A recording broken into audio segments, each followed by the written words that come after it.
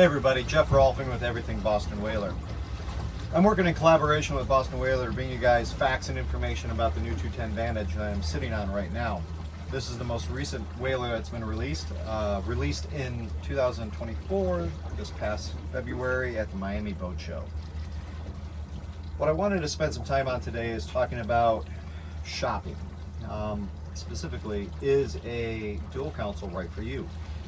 I think a lot of people think about whalers and immediately go to center consoles. Yes, whalers are great boats. They have a great storied past with center consoles. The Outrage is fantastic, Montauk series, and same thing with the Dauntless series. But I think one of the things that you need to consider is your overall use of the boat. Where are you using it? How are you using it? What's your experience with boats in general? Are you new to boating? Are you seasoned? And then also, where you're going to be keeping the boat, and a lot of those practical things. So, first, let's kind of talk about comfort and convenience.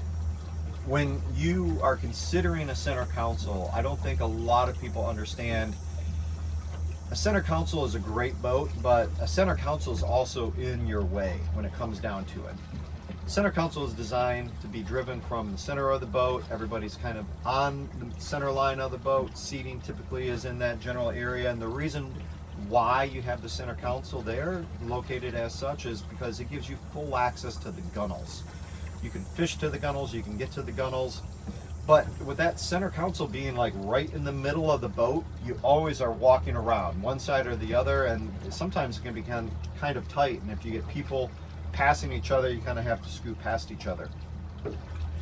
One thing that a dual console offers is a fully open walkway from the stern to the bow. And if you're having friends and family out, people are going to be moving around, you're going to want to provide them good access to the entire boat without being encumbered by having to squeeze by people. So I think it's one of the great assets of a dual console is being able to get from the stern to the bow without having to walk around people.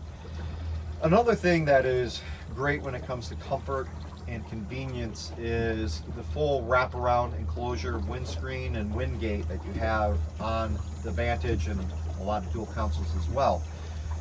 I think a lot of people don't understand when they are the boat owner or they're driving the boat, you're focused on the operation of the vessel.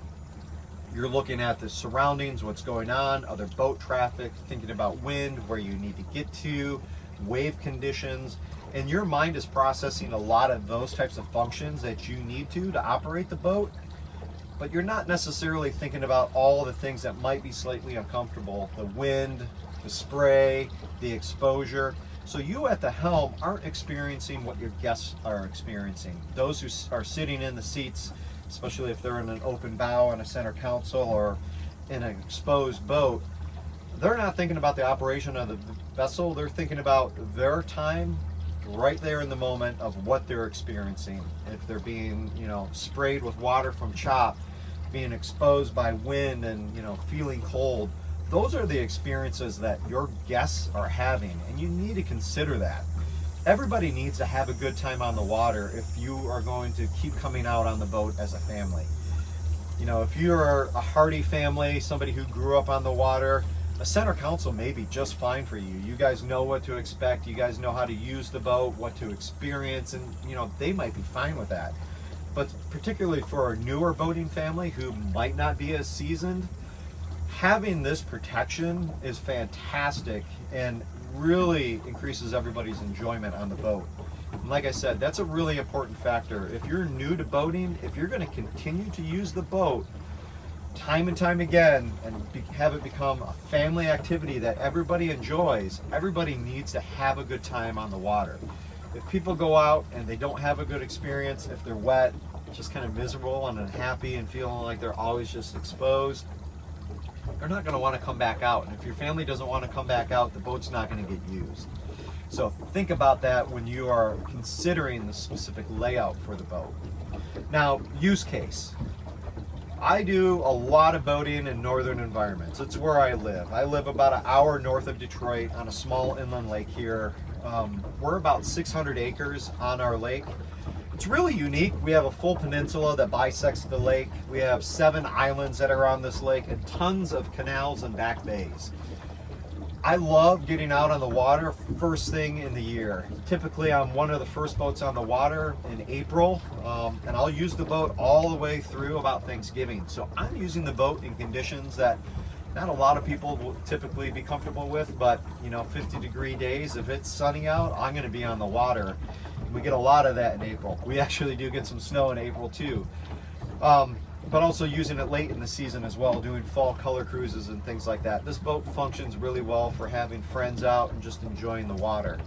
I'm not a big pontoon person. I understand the functionality of what a pontoon can do, specifically for a family on a small inland lake. It's a living room on the water, let's say.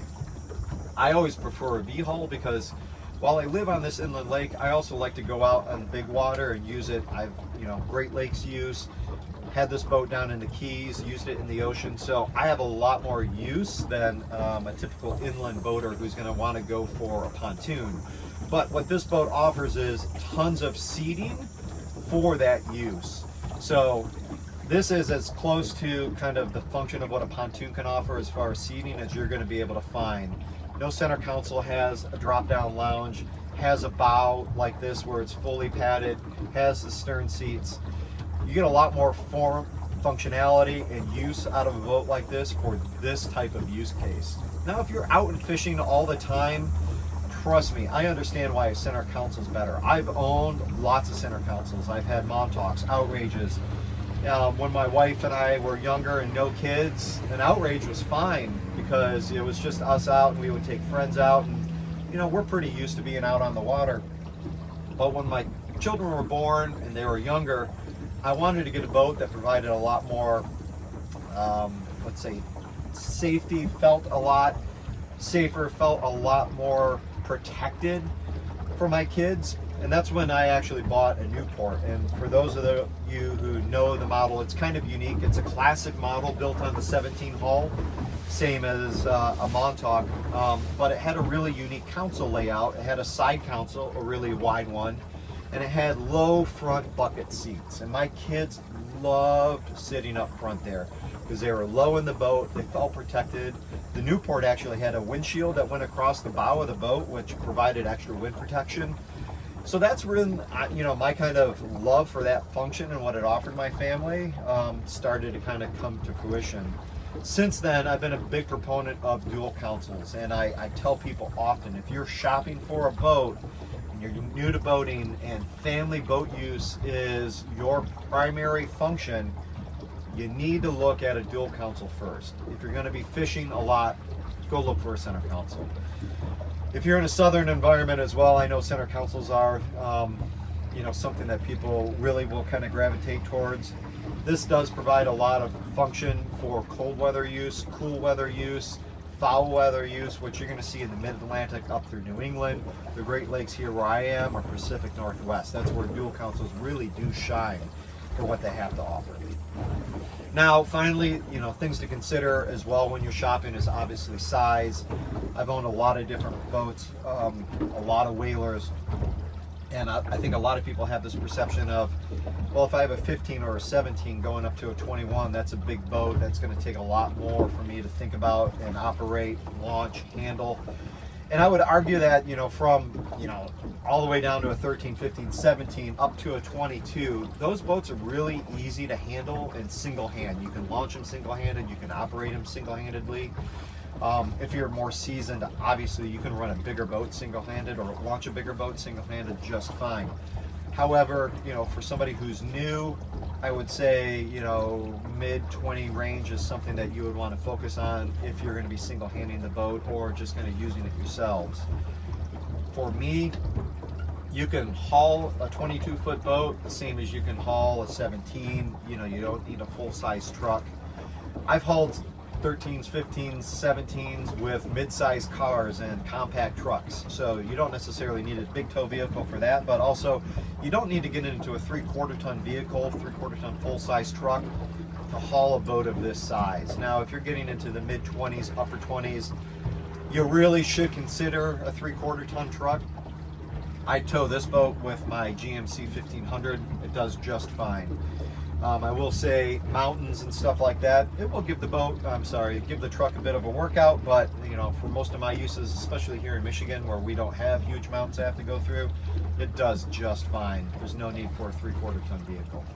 So hopefully that's given you guys some things to think about when you're considering boats. If you're new to boating, the different models that you should consider when it comes to layout, and also how you're using the boat, and really consider the use of the boat. Who's coming on the boat, where are you using it, and what do you want them to experience when they're on the boat? Pick a layout that meets those functions. Trust me, it'll make everybody's experience on the boat that much better. Hopefully you guys have learned something and enjoyed this video. I appreciate everybody for taking the time to watch. If you have any questions, leave them in the comments or feel free to reach out to me directly. That's it. Again, Jeff Rolfman with Everything Boston Whaler, and thanks for your time.